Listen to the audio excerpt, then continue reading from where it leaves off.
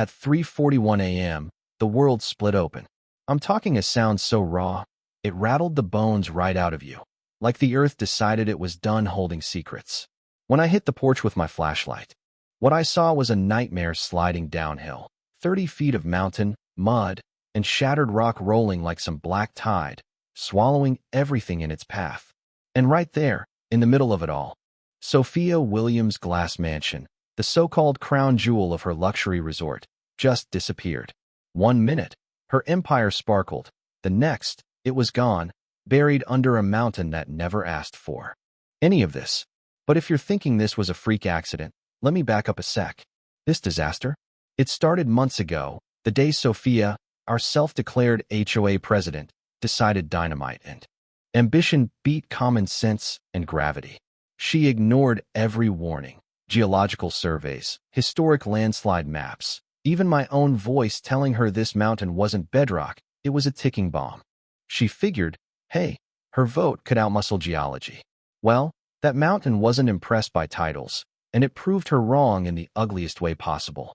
I'm Michael Brown, retired geotech engineer. 64, stubborn, widowed, and yeah, maybe a little too attached to this patch of land. When I first moved here, there was no HOA, just neighbors, retirees, a birdwatcher renting her cabin to, tourists, kids on bikes, and mailmen you waved to.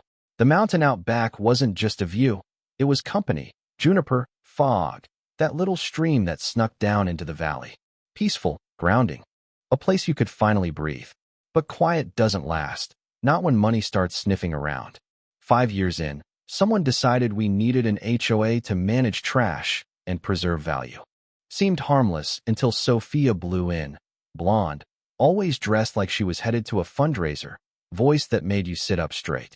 She didn't just run for president, she crowned herself. First thing, she hit us with a 40-page rulebook. Suddenly, we couldn't plant trees over 6 feet. Couldn't paint your fence anything but approved beige. Couldn't even let your grass grow wild. She called it luxury, but it felt more like a boot on your neck. I mostly kept my head down, skipped the meetings, told myself I'd earned some peace. That lasted until she started pushing her resort. Fantasy. She called it Silver Crown Mountain Resort, glass villas, infinity pool, gondola to the summit. Sold the whole thing like we were Aspen, not a sleepy patch of decomposed granite and shale. I'd spent my career mapping slopes like this. I knew what would happen if she started blasting and pouring concrete. I tried to warn her, I really did. Brought old survey maps, rainfall records, even stories from places I'd watched collapse firsthand. She just smiled and told me I was retired, code for irrelevant. But you know how it goes. Some folks saw dollar signs. Others figured, Sophia's friends must know what they're doing. Permits, consultants, glossy flyers. She buried us in paperwork and PR until people started doubting their own eyes. Even after I brought photos of the first spring rain, mud climbing 6 inches up my fence line, she called it fear-mongering. We have professionals, she said. Yeah, well, professionals don't rewrite geology. Then the blasting started. I'll never forget that first boom. Windows shaking, dust rising like smoke from a wounded animal. The mountain wore a raw scar for everyone to see, and Sophia popped champagne in front of the cameras like she'd just built the Eiffel Tower. That's when I knew I couldn't sit out anymore. Every night after that, I worked, notes, photos, soil samples, measurements. I even called in an old friend, Samuel Klein, still consulting. He took one look at my data and wrote, if they keep building, failure's a matter of when, not if. I handed everything over to the city, but bureaucracy moved slower than the dirt itself. Meanwhile, Sophia's crews just kept digging. First drizzle, I measured a ribbon of red mud slumping right up to my fence. Tried to speak at the next HOA meeting. But Sophia cut me off, said unsolicited expert opinions weren't allowed. The board, her allies, voted to ignore me. Some neighbors nodded, but most looked away, like I was already gone. Then came the real storm. Days of rain, the kind you feel in your joints before you see it on the news. By the third night, I barely slept, glued to my trail cam feeds, watching the ground slide. Inch by inch. At 3:41 a.m., the mountain finally let go, roaring, groaning, ripping trees out by the roots, snapping Sophia's mansion in half like a toothpick. I watched the whole thing from my porch. Rain pouring down, heart pounding. When it was over, silence. Just me, and the mountain, and the wreckage. Dawn brought sirens, fire trucks, neighbors wrapped in blankets, eyes wide and hollow. Sophia showed up too, mascara running, white coat stained, looking at me like I'd cursed her. But it was gravity, not me. The press swarmed. Headlines wrote themselves. Luxury mansion destroyed. HOA nightmare. Disaster everyone saw coming, but no one stopped. Some neighbors thanked me, others avoided my gaze. Sophia blamed unpredictable geological events, and her PR machine spun harder than ever, even tried to paint me as the villain. But this time, the truth stuck. The state geologists showed up, shook their heads, and wrote a report. Blasting and bad engineering had caused a landslide, plain and simple.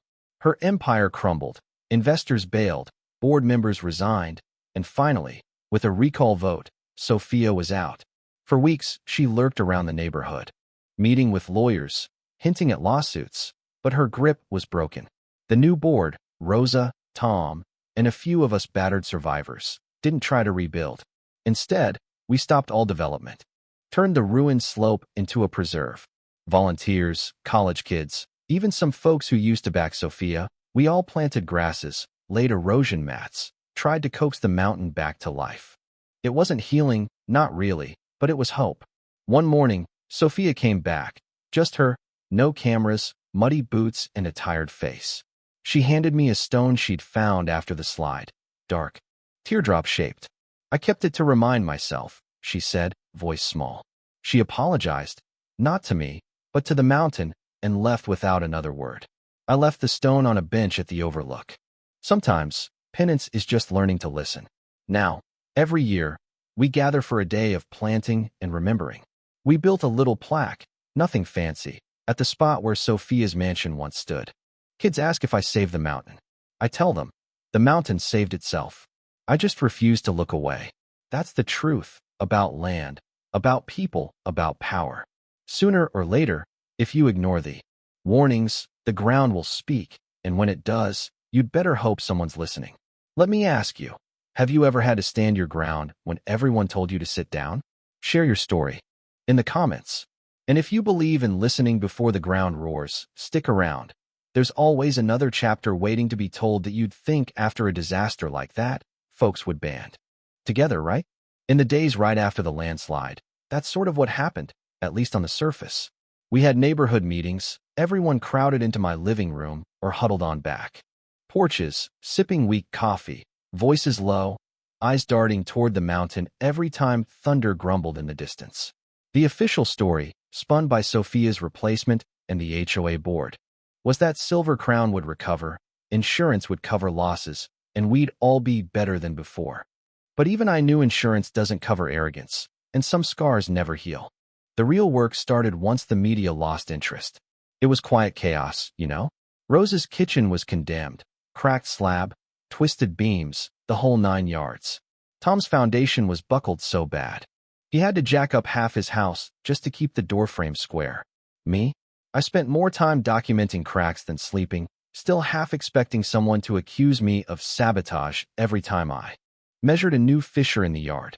That's how it is. When the ground shifts, trust shakes loose right along with it. But as weeks rolled by, something shifted in the people, too. Maybe it was exhaustion, or maybe we'd finally hit rock bottom. Pun intended.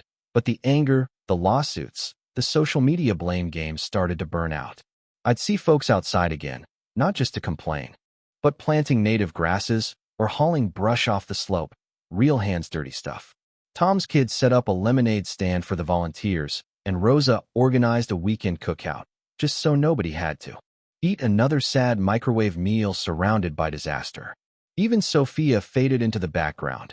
No more newsletters, no more silk blazers. I heard through the grapevine she'd finally moved out, headed somewhere east to start fresh.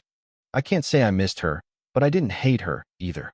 That's the thing about disasters. They don't care about villains and heroes. The mud just takes what it takes.